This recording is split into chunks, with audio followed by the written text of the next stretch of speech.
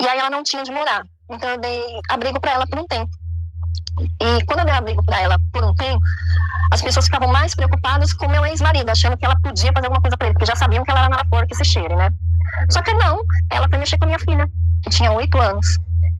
E aí eu peguei no flagra e falei, não, isso tá errado. Sabe quando o adulto brinca de fazer cosquinha na barriga da criança, mas não fica só na barriga, desce até as partes íntimas? Aí eu olhei aqui e falei, não, pode parar com isso. Fiquei brava, só que eu sabia... Oi? O que ela era de você? Pioneira regular. E ela tava fazendo petição pra ir pra Amazônia. Que safada. Aí, só que assim, eu sabia que eu precisava de 2 testemunhas. Falei, se eu chegar no você e falar, ela vai desmentir, vai ficar minha palavra contra dela. Então, o que eu fiz? Eu fui até a casa do ancião-chefe, inclusive é o mesmo ancião que foi cobrar o relatório quando eu estava no pós-parto. Fui na casa dele, contei tudo que estava acontecendo e queria que ele fosse até minha casa. Na verdade, não, desculpa. Eu não falei o que estava acontecendo. Eu falei que tinha algo muito grave para contar para ele, que eu precisava que ele fosse até minha casa e levasse outro irmão. E aí, do lado da minha casa, morava uma outra irmã. Eu peguei e falei para ela, olha, vai com a minha filha pro campo, porque eu tinha contado para ela o que aconteceu, né? E eu vou trazer os anciãos aqui, a irmã tá aqui, eu vou fazer ela confessar na frente dos 2. Aí eu vou ter 2 testemunhas, ela não vai poder negar. Beleza, ela saiu com a minha filha, ficou a fulana na minha casa, chegaram os 2, a gente fez tudo isso no horário do campo, de manhã cedo, né? Aí eu falei, eles vêm na minha casa, eles vieram, veio o ancião principal lá, e o Zé Ruela, que ele chamou, que era um coitado, sabe? Eu acho que ele era ancião, mas eu acho que ele era um fantoche, né? E aí eu fiz ela confessar, né? Eu falei, olha, eu não quero mais ela morando aqui em casa, porque ela fez isso, isso e isso com a minha filha. E eles ficaram com os olhos desse tamanho, né? Aí ela falou, mas foi só uma brincadeira, eu não fiz por maldade. Inclusive, esse mesmo irmão, esse ancião, falou assim pra ela, mas você acha que isso é uma brincadeira que se faz com uma criança? Né? Ah, mas é que eu não pensei que fosse pra tanto, né?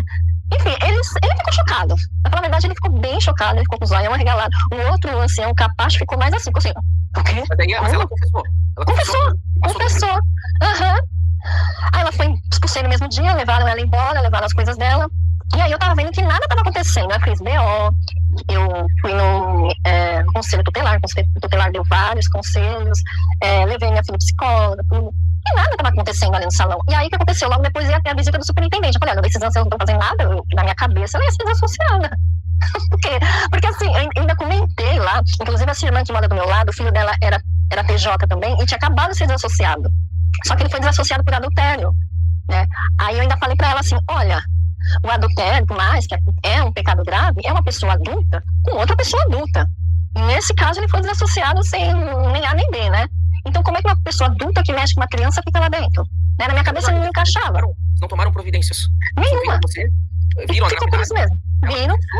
Duas testemunhas que eram anciãos. E nada. Aí eu peguei... Quando veio a visita do superintendente, eu peguei essa irmã que estava me ajudando em tudo, inclusive, que ela sabia o que aconteceu. E aí, no final da reunião, nós 2 fomos até ele e contamos tudo o que estava acontecendo e que ninguém estava fazendo nada. Eu achei que ele ia fazer alguma coisa, mas aí o que aconteceu foi que eles fizeram a comissão de anciãos numa outra congregação neutra e juntaram 9 anciãos, mas os 2 anciãos que estavam no dia ficaram de testemunhas. Então, eram outros 9 anciãos, alguns da minha congregação e outros de outras congregações. Enfim, 9, eram 9. Mais os 2 que eram as testemunhas, eles não participaram da comissão, ficaram lá para ser ouvidos. E aí, na hora da comissão, ela tirou a máscara, né? Mostrou a grande demônia que ela era, inverteu toda a história, disse que isso nunca aconteceu, que eu que estava ficando louca, que eu estava manipulando a minha filha para falar essas coisas, que aí a minha filha já tinha falado um monte de outras coisas, que já tinha acontecido isso várias vezes, ela sempre fazia isso. 8 anos. Muito grave. Muito grave, né? E até fiquei sabendo depois, agora, quase que ela tá perto de fazer 18, né? Faz 10 anos isso, né? Foi em 2016. Ela, às vezes, ela me fala detalhes que eu nem sabia na época, sabe? Então é muito pior do que só o que eu vi, entendeu? Porque assim, meu filho é autista. Aí o que acontece? Eu precisava levar ele nas terapias e deixava ela com a minha filha, eu achava ela. Pelo menos tem alguém pra olhar minha filha enquanto eu tenho que sair. Sim. Inclusive, os sintomas de autismo dele piorou muito quando ela estava lá. Ela fez muitas coisas, ela jogava a Agatha contra mim, dizia que eu só gostava dele, que eu só cuidava dele, mas é que eu estava correndo para cima e para baixo. E ele tinha 4 anos na época e ele ainda era não verbal, ele ainda não falava muito pouco, usava fralda. Ele só foi começar a falar depois dos 5 anos, mas aí já é outra história. Vamos voltar aqui para a comissão, né? E aí eu falei, não, você tá mentindo. Tá aqui os 2 anciãos para comprovar que você tá mentindo. Não precisa ter 2 testemunhas, tá aqui as 2 testemunhas. O ancião-chefe virou e falou assim, que ia se abster de falar qualquer coisa, porque ele ia invocar a lei do padre, sabe? Sabe que ele nem é padre. Sabe quando a pessoa confessa pro padre e o padre não pode falar nada pra ninguém? Aí eu olhei assim, quê? Como que vai usar essa lei se ele não é padre? Aí eu fiquei assim, sem reação, eu me senti destruída. O outro ancião capacho não abriu a boca para falar nada. Só um chefe falou, não, ele estava na coleira, sabe? Eu vi que ele estava na coleira. Ele falou, não vamos falar nada, vamos nos abster de falar, porque usamos o direito. Aí eu saí daquele dia com uma dor de cabeça. Eu lembro mais da dor de cabeça física mesmo, sabe? Minha cabeça parecia que ia explodir. Doeu demais minha cabeça. E eu não entendia por que eles estavam fazendo isso. Falei, mas ela falou na frente de vocês não vão confirmar. Não. Aquilo acabou comigo. Mas assim, destruiu. As testemunhas que foram realmente, ouviram da boca dela a confirmação. Sim. Na hora H, exatamente. Na hora H, eles usaram o direito de papado lá. Nem são católicos. Não tem... Como é que você usa uma lei católica dentro daquela organização? Aí aquilo me desmoronou. E aí ela ainda virou, queria que eu é que passasse por uma comissão, porque eu estava inventando mentiras sobre ela. Sério?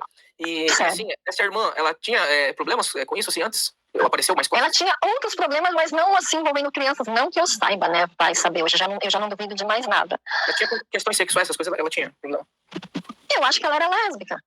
Sei lá, mas isso é um problema dela. O problema é envolver uma criança. O que ela fez é crime, né? De qualquer forma. É crime. Só que eu não consegui nem... Eu fiz o BO, mas eu não consegui ir com o processo adiante. Porque as duas testemunhas se absteram de falar. E como ela não ficou com nenhuma marca física, porque ela foi no hospital, ela passou em médico, assim, ela não tinha feito nada fisicamente pra ela. Então, eu fiquei a palavra contra ela. Você esperava, ao menos, um amparo, né? Isso. Na congregação. E eu esperava que, bom, já que eu não vou conseguir com o processo adiante, porque eu não tenho como provar, porque as duas testemunhas se calaram, na minha cabeça ela ia ser desassociada, mas nunca foi desassociada. Pior, ela mudou de congregação, mas ela continuava no campo, ela ia pregar em casas que tinha crianças, e aí os irmãos falavam pra eu não falar nada. Só que tinha uma irmã da outra congregação que tinha duas meninas que eram mais novas que a Ágata.